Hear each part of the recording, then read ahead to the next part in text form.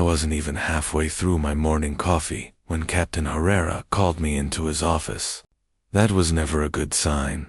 He had that particular look, the one that meant he had already made a decision I wasn't going to like. Close the door. "Officer Hale," he said, leaning back in his chair. I did, slowly. "What's going on?" He scanned a file, cleared his throat, then delivered the sentence without hesitation. "You're getting a rookie." It was like the words punched the air out of me. "No," I said instantly, shaking my head. "Cap, you know I don't." "I know," he cut in. "But this comes from higher up. Fresh academy grad, smart kid, good scores. They want him with someone experienced. I work alone." It came out sharper than intended. After what happened last year, I can't. "I know what happened last year, hell," he said quietly, meeting my eyes. "And because of that, you're the right man for this. You don't cut corners. You don't get sloppy. You know how to keep a rookie alive." Alive. The word hit harder than the memory. Herrera softened his tone. "Just train him, nothing more." I exhaled slowly. I didn't have a choice. "Fine. Where is he?" The captain's lips twitched, like he was holding back a smile. "Waiting outside." I turned, and there he was. The rookie stood by the hallway window, uniform crisp, posture straight. He looked every bit the disciplined academy product. Yet there was something else too, a softness around the eyes, a quiet warmth he didn't seem to realize he carried. He straightened instantly when he saw me. "Officer Hale." His voice was deeper than I expected, smooth with a nervous edge. "I'm Officer Reed. It's an honor to train under you." Great, a respectful one. Those were always harder to keep at arm's length. "Let's keep it simple," I said, brushing past him. "You follow my lead. No improvising, no heroics. You listen, you learn, and you go home safe. Understood?" "Yes, sir." His answer was firm, but his eyes held something warmer, something that threw me off before I could stop it. Damn it. We walked to the patrol car. The silence between us was thick, the kind that feels like both people want to say something but don't trust themselves. I unlocked the car and tossed him the passenger side instructions. "You do the log sheets," I said. Double quotes, "Yes, sir." "Stop calling me sir," I wanted to say, but that would have sounded strange, too personal. We pulled out of the lot. He kept glancing at me, like he was trying to memorize my driving patterns. Or maybe my face. I ignored the thought. "You studied my reports?" I asked, keeping my tone neutral.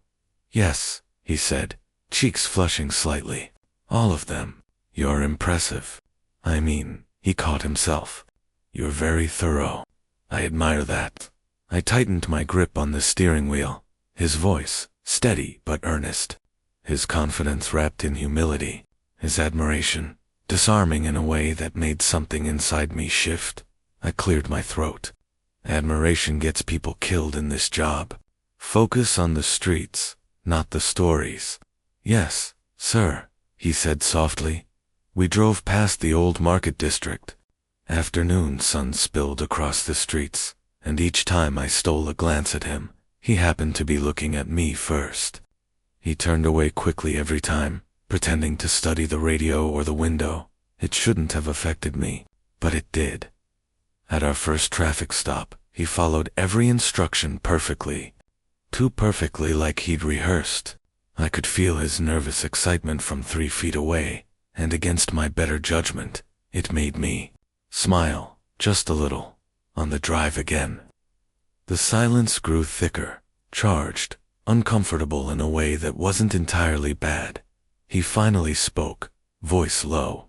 "Officer Hay, I just want you to know, I'm grateful for this chance. I'll work hard. I won't let you down." That warmth again. That sincerity that slipped past my defenses with alarming ease. I looked straight ahead, jaw tight. "He's your trainee," I reminded myself. "Stop this." But the truth was already gnawing at me, Something about him had started pulling me in long before I was ready for it. Our third shift together was quiet, too quiet. The kind of quiet that always meant trouble was building somewhere out of sight. Reed sat beside me, posture perfect, staring out the window with a focus that looked almost rehearsed. I could tell he wanted to impress me. He always did. The radio crackled with the dispatch unit and Patsampaiduopoulos at a possible break-in in progress. Suspect still inside. I flicked the lights on. Copy that, I responded. Reed straightened, alert. What's our approach? Slow, I said. Measured.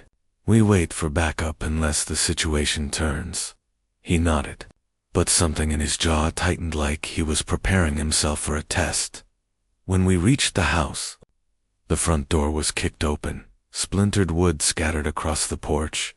A dark hallway stretched inside, the kind that could hide a suspect in any corner. I raised a hand. Stay behind me. Reed hesitated barely a second, but enough for me to notice. We stepped inside, clearing one room at a time. Quiet, too quiet. My senses sharpened, trained by years of walking into situations just like this. Then, a thump upstairs. I motioned for Reed to follow slowly, but before I could move, he shot past me up the stairs. Reed, I hissed, grabbing air where his vest had been. Damn it. He disappeared around the corner. I raced after him, my chest burning with adrenaline and anger. He reached the top of the stairs and swung into the hallway right, as the suspect lunged out from a doorway with a pipe raised. Down, I shouted. I tackled Reed sideways, slamming both of us into the wall as the pipe hit the spot where his head had been a heartbeat earlier. I shoved him behind me and raised my weapon. Drop it. The suspect hesitated, breath ragged, then let the pipe clatter to the ground. Backup finally arrived, cuffing him while I pulled Reed into an empty room and slammed the door shut behind us. He flinched at the sound. What the hell was that? I growled, adrenaline still clawing at my throat. You don't rush ahead. You don't break formation. You don't abandon your partner's sightline. I thought. He swallowed hard, eyes wide. I heard him and you heard him, and what? Thought you'd play hero, I snapped. His shoulders shook, though he tried to hide it. No, I thought you'd want me to act. I thought taking initiative was not when it gets you killed. My voice cracked with emotion. I didn't mean to show. Not when it puts me in the position to watch another partner go down because I couldn't grab them in time. The room went silent. Reed's lips parted slightly as he processed that. Another partner. I cursed myself under my breath. Too much. Too honest. He stepped closer carefully, like approaching a wounded animal. Officer Hale, I'm sorry. His voice trembled. I didn't mean to scare you. I didn't mean to mess everything up. You didn't mess everything up, I muttered, frustrated at myself, more than him. Reed looked down at his hands. I wasn't trying to be a hero. He exhaled shakily. I just want to be someone you're proud of. The words hit me like a punch to the chest. All the anger drained out of me, replaced by something heavier, something tender. He wasn't reckless. He was trying too hard, trying to prove himself, trying to impress me, and that realization settled deep, unsettling me more than the near miss upstairs. Reed, I said quietly, softer than before. Look at me. He looked up, eyes shining with embarrassment and fear. You don't need to win my approval by taking risks, I said. That's not how you earn pride in this job. You earn it by surviving, by thinking, by trusting your partner's instructions. He swallowed, nodding slowly. And for the record, I added, you're not disappointing me, not even close. His breath hitched, just slightly, like those words mattered more than they should have. I stepped back, giving him space. Let's go over what happened, step by step. His shoulders eased, the tension melting into something like relief. Okay, he whispered. We spent the next 20 minutes calmly reviewing the mistake. No yelling, no scolding, just teaching, guiding, rebuilding his shaken confidence by the end. He was steadier, and I was the one struggling to ignore the shift happening inside me, the urge to protect him, not out of duty, but something far more dangerous, something I wasn't ready to name. The days that followed settled into an unexpected rhythm, the kind that felt too natural, too easy, like the universe was quietly rearranging itself without asking my permission. We worked nights more often than not, those long, hazy hours when the city exhaled and the world shrank to empty streets and the soft hum of the radio. And in that darkness, bit by bit, I began to notice him in ways I shouldn't have. It started with coffee. One evening, Reed walked up to the patrol car holding 2 cups like he'd been practicing the gesture in his head. "I noticed you don't take sugar," he said, handing me one with this nervous determination. "And you don't like flavored creamers. Just strong coffee. Burnt, kind of." I stared at him. "You've been watching how I drink my coffee?" His ears reddened. "Just trying to make things easier, sir." I took the cup and it was exactly right. Too right. And for reasons I didn't want to name yet. That small gesture sat heavy in my chest long after the caffeine hit. But it didn't stop there. Every shift, he noticed something new. The way I stretched my shoulder before long patrols.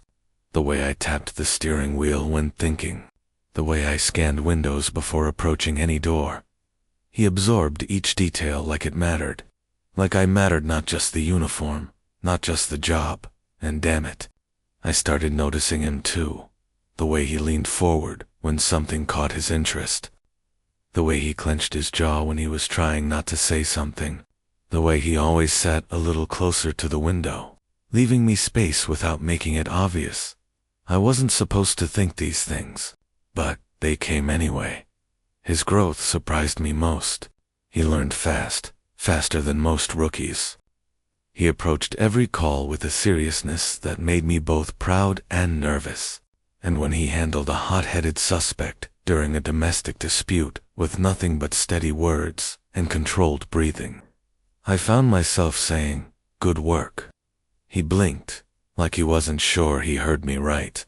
Then a slow, small smile pulled at his lips, and something tight inside me loosened. "Thank you," he said, voice softer than usual. "Means a lot coming from you." It shouldn't have meant anything, but it did. One night, during a lull between calls, we sat in the squad car parked near the river. The city lights shimmered across the water, and Reed was scribbling notes into his logbook. I reached into the center console for a pen at the same time he did. Our hands collided, not brushed, collided. Paused, lingered. Warmth shot up my arm like static. He froze, too, staring at the space where our hands touched, as if it were something dangerous and fragile at the same time. "Sorry," he murmured, pulling back quickly. "It's fine," I said, but my voice wasn't steady. The silence afterward felt charged, thick, impossible to ignore.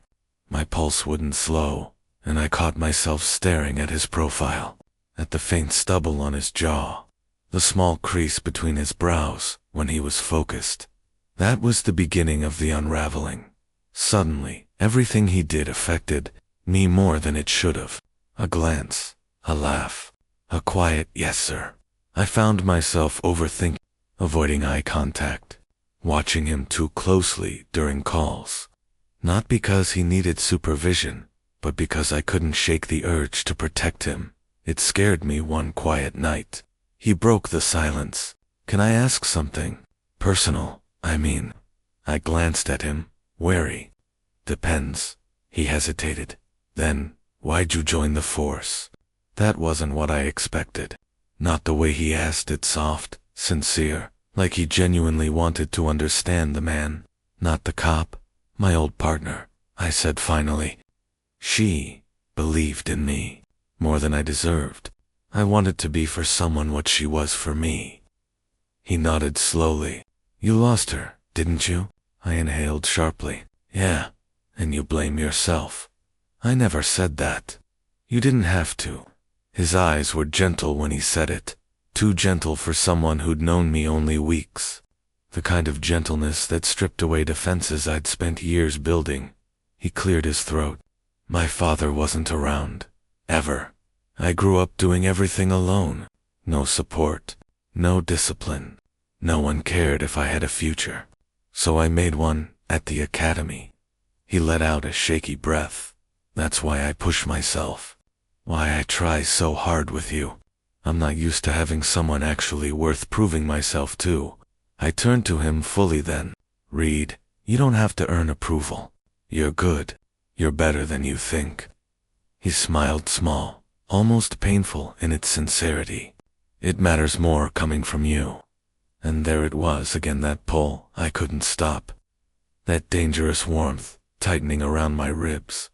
The moment that finally broke me came after a brutal double shift. We were back at the station, both exhausted. I was at my locker, struggling with my tie, fingers clumsy, nerves shot, without a word. Reed stepped closer. Here, he murmured. Reaching up, his fingers brushed my chest as he fixed the knot, moving with surprising gentleness.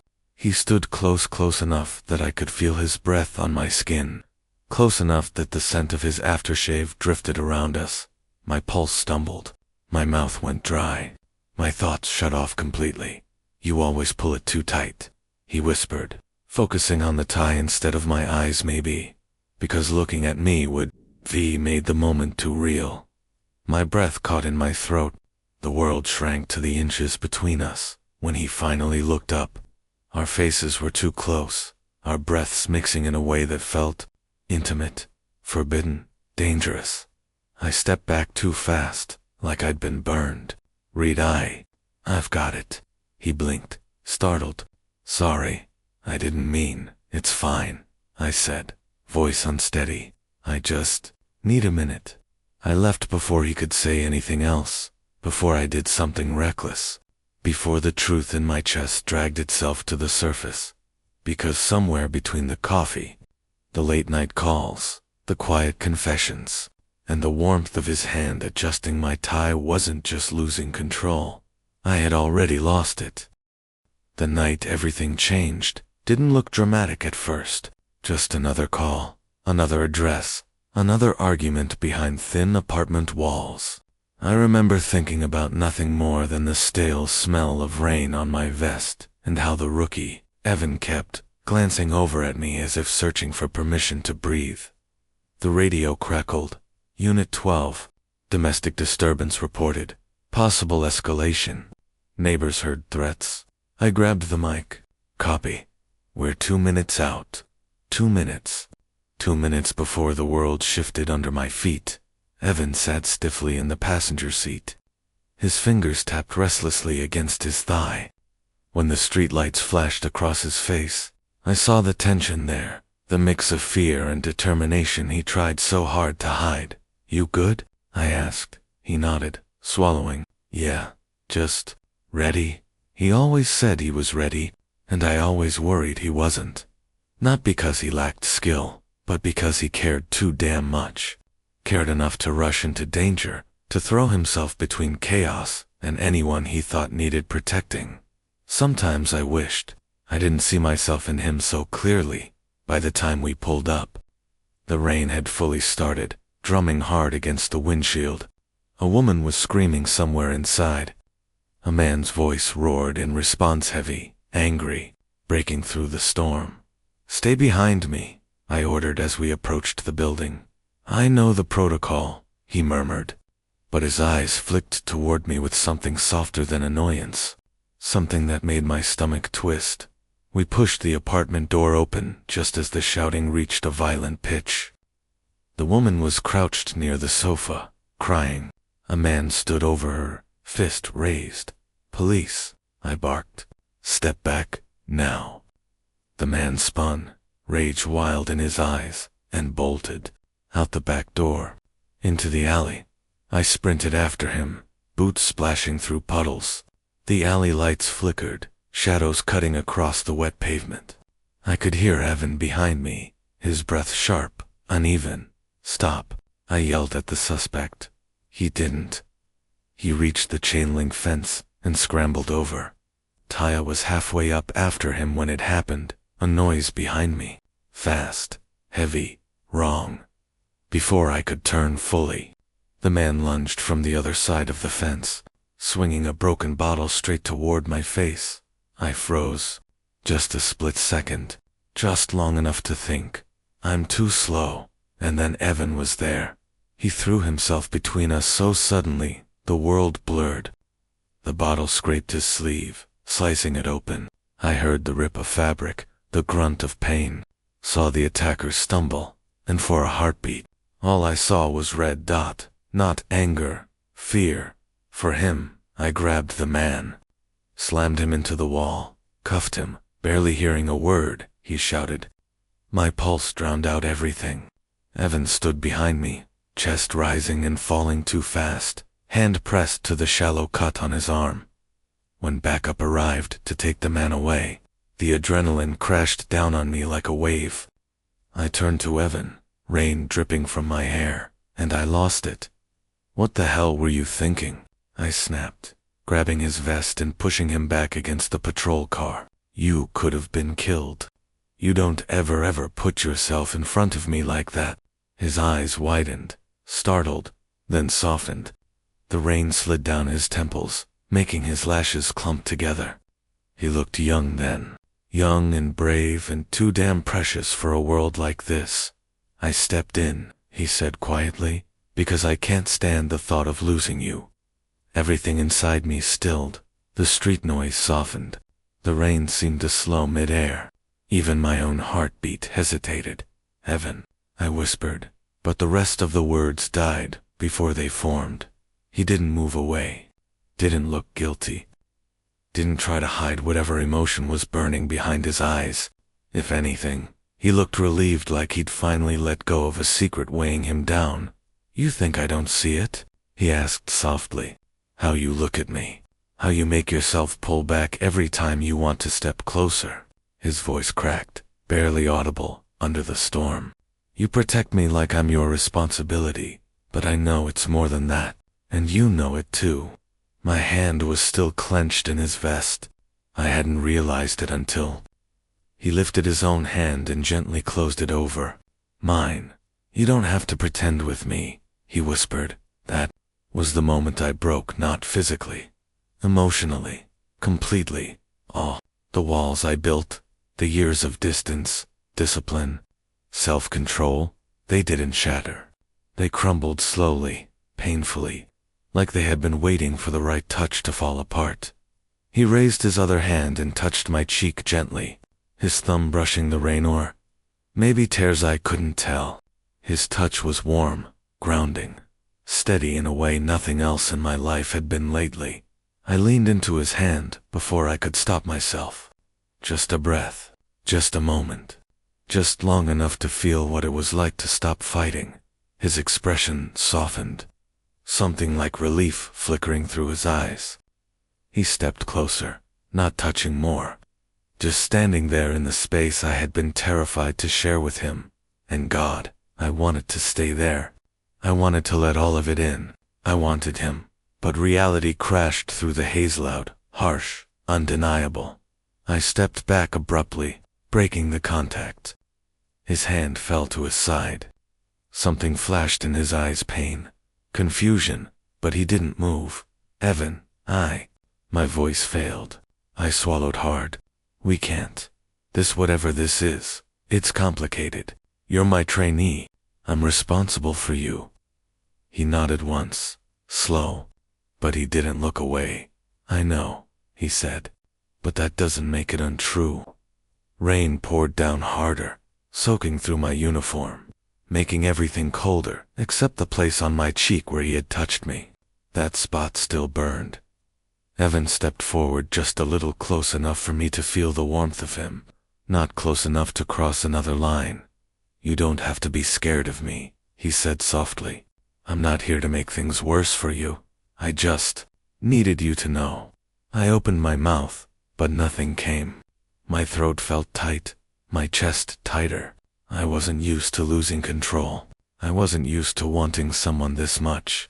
I wasn't used to someone seeing through me. He gave a small, sad smile, gentle, patient, understanding. "I'm not going anywhere," he whispered. "Not unless you tell me to." And then he stepped back, giving me space I didn't know how to ask for. We stayed there for a long moment, two silhouettes under a streetlight, rain cascading down like a curtain between what we were and what we could be. I didn't tell him to leave. I couldn't. I just stood there, trying to breathe, trying to make sense of the storm inside me. But deep down, somewhere I had kept locked for years, one truth had already settled. I had already lost control, and it was because of him. For the next few days, I pretended nothing had happened, or rather, I pretended I was fine. The problem was, I wasn't. I chose the early patrols when I knew Evan was assigned to paperwork. I switched my lunch breaks. I walked the long way around the precinct just to avoid passing the training room. I told myself it was necessary, professional, responsible, the right thing to do. But every time I caught a glimpse of him from a distance, my chest tightened like someone had wrapped a hand around my ribs and squeezed. He didn't chase me. He didn't corner me. He didn't ask questions. He just watched, quietly, like he was waiting for me to decide what I wanted. That made it worse somehow, because the truth was, I missed him. Not the trainee, not the rookie. Him. The way he stood, a little too straight when he was nervous. The way he tried to hide his smile when I teased him. The way he always looked like he had something more to say, but held it back out of respect. The distance I'd put between us felt like a punishment I'd given myself by the fourth day. Even the captain noticed. "You and your trainee having issues?" he asked gruffly while scanning the whiteboard for shift assignments. I forced a shrug. "Just keeping things strict while he learns." The captain grunted, satisfied. "Good. Last thing rookies need is to get too comfortable." If only he knew. Comfort was the exact thing I was terrified of. When I headed to the locker room that evening, the precinct was quiet, just the hum of vending machines and the distant clatter of someone finishing paperwork. I wanted nothing more than a shower, a silence, a moment without the weight of my own thoughts pressing into me. I opened my locker. Something slipped out and fluttered to the floor. A folded note. My heart stuttered. I picked it up. My fingers suddenly unsure, like touching something fragile and dangerous at the same time.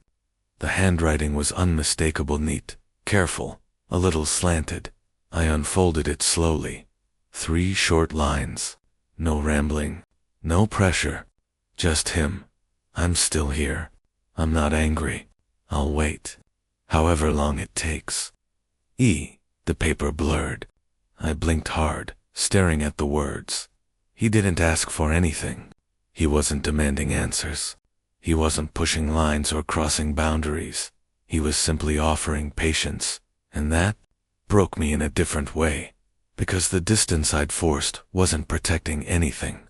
It wasn't keeping us safe. It wasn't keeping us professional. It was just hurting both of us. I sank down onto the bench, elbows on my knees, the note trembling slightly between my fingers. The locker room felt too quiet, like the silence itself was waiting for my decision. I tried to tell myself the same lies I'd been repeating for days. "He's your trainee. This could end your career. You're responsible for him. He deserves someone who isn't haunted by the past. This is too dangerous. This is too complicated. This is wrong."